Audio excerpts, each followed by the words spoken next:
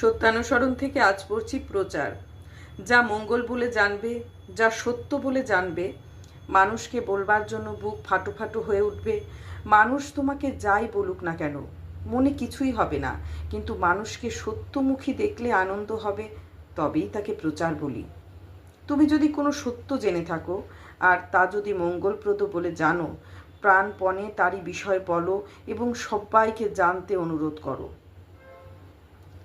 বুঝতে পারলে সবাই তোমার কথা শুনবে এবং তোমাকে অনুসরণ করবে।